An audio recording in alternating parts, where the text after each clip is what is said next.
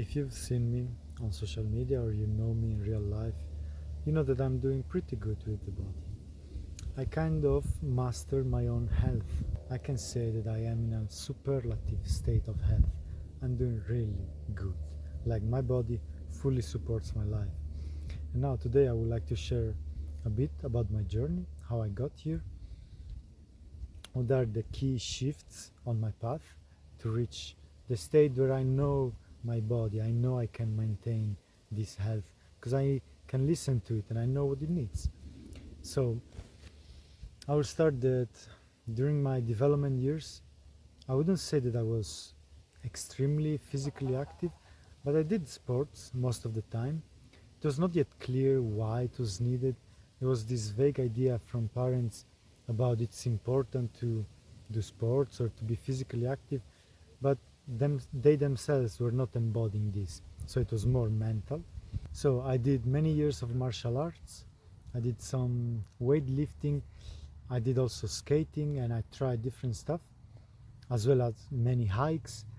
And every activity taught me something until at a certain point during university time, I was around 19, 20, I started to train by myself.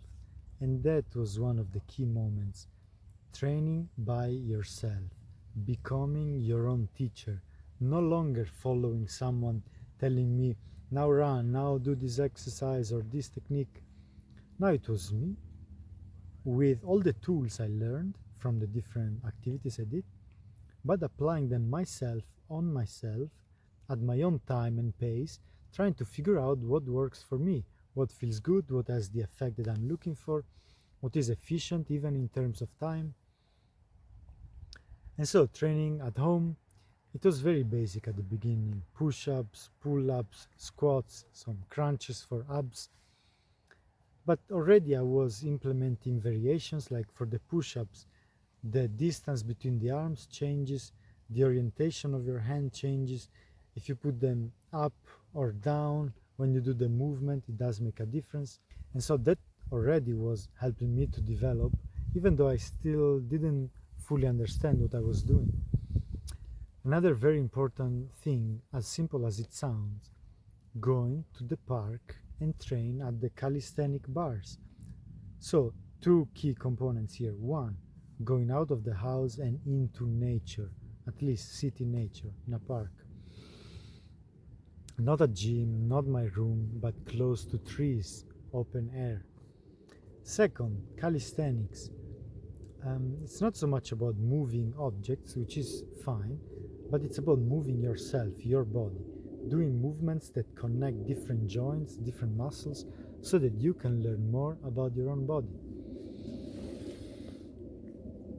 Now, there were also other inspirations that I integrated, for example, from Instagram, just different people sharing techniques and me trying them, putting them into my library of movement and techniques.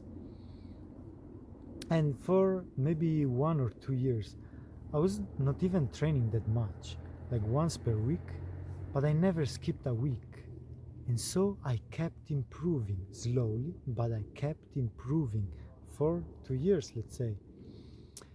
Then I discovered more and more the importance of stretching, the importance of opening up, and also the work that I was doing, the training, was not so much a repetition to work the muscle in the middle, but rather going to an extreme position and being there, so that at the end of the training, what will hurt the most will be the joints instead of just the muscle, because I was training them and I got them stronger and with a wider range of motion and range of strength. Because it's not just that I can open up, I can use my muscles over there. So the way that I've come to see physical training, which also, by the way, is not the only aspect of being healthy. There are many aspects, like looking at your nutrition, how you sleep, how you breathe, how you think. But for now, staying in the physical practice of movement, so I had already connected to this idea of doing as many different movements as possible, as much variety as possible.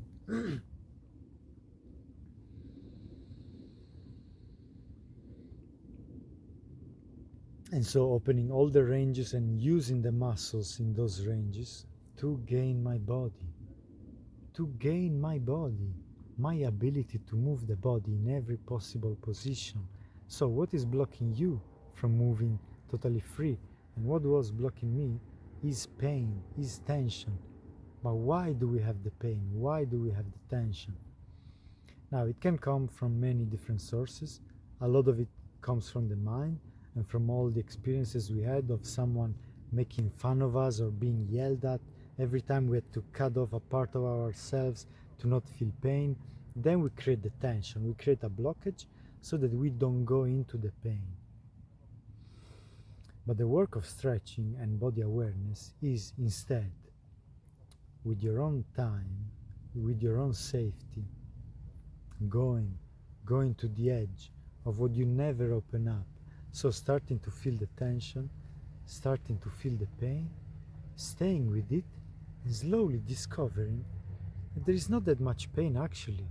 A lot of it is fear, is you not knowing or assuming that it's not safe because you never opened up that much. And now that you are going to it with safety, okay, when you feel safe, you can do it slowly,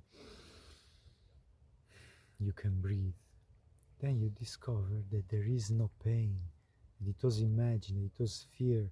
And so you release the tension, you open up, you gain yourself, you gain your body. And more than that, you expand your mind into your body because you feel it. Finally, you feel it. And if you feel it, you can use it. If you feel it, you can choose to relax it or to activate it. And that's what I mean by gaining your body, that you can finally use it because you feel it, you know it's there, it's part of you, it's connected. Your mind has the address of that part of the body. And by moving and exploring movement, then you create the library of movements, the connections where you know you can use them together, you're strong, you know how to move yourself in space. And there are many dimensions to physical practice. There is strength, yes, there is balance, there is coordination, there is speed, and there are also other skills in general. Because it's not just in the realm of training, it's in real life. It's throwing objects, it's catching them, it's having fine motor skills in your hands. And so training is for life, is for you to be alive. You have a body. This is the most central tool you have in the world. Don't forget it, don't stay stuck in the mental realm making plans, because you live life through the body, and the body will have its way. Okay, eventually it will catch up to you if you don't take care of it. So by choosing to live life fully through the body, you just step in another level of the game, because now you're at peace with your body, you're supported by it. Life is just so much easier. You have energy, you have clarity, you have health. That's what it means, that you can move, that you can do, that you are free. Yeah. So I also wanted to mention other dimensions of this taking care of the body. For example, what comes in? Food. Do you eat? I'm pretty sure you do. How much are you aware of what you eat? How much do you know that it's really what your body needs? Can you feel it? Do you question also how it feels in the belly and not just how it feels in the mouth when you're eating it? Do you make the connection? Have you ever asked what were your ancestors eating? And if anything has changed in the last 100-200 years? So when you fully know your body, and when you come back to simplicity and natural way of living, natural way of eating, you will find out that yeah, things are simple, things work together well, and you don't need to complicate them. You don't need to fall for what they tell you, for what they market to you, advertise to you, that you need to buy, that this is good, what they taught you, what is convenient, what is tasty according to them, but it's actually not even food, it's a food-like product. It's ultra processed and totally unrecognizable by someone who lived just a couple hundred years ago. But what if you instead went back to simplicity, to the ingredients, to the macros? Do you feel if you're eating too many carbs or protein or fat? Are you thinking about that balance? Now, let me tell you what helped me simply. 1. Be very aware of sugar. I don't need sugar. Not if it's added into something. If it comes from fruit, that's okay. But that awareness of sugar is the first one. Second, awareness of my digestion. Not just assume my body will do it and distract myself with a movie, but being with it and being also aware that before eating more, it's good to wait that I digested all of it. And again, I'm not giving you rules because I don't want to be one more voice from the outside telling you what is right for you. I'm just trying to encourage you to ask questions to yourself, to your body. I'm giving you mental instruments so that you can look what's happening inside of you, so that you can choose, so that you can do what's good for you, for your body, for your life. No one else is going to live your life but you. So, since you are living in your body, and if you're listening to this, I imagine you are interested in your own health, let me keep talking about. We said movement and physical training, yes. Nutrition, yes. Sleep, again. Are you prioritizing sleep, but not just because of how you feel that you want to be good, also knowing that you need to take care, that you need to prevent problems. Because, for example, if someone says, yeah, when I was younger I used to drink a lot, but now I cannot do it anymore because of the hangover.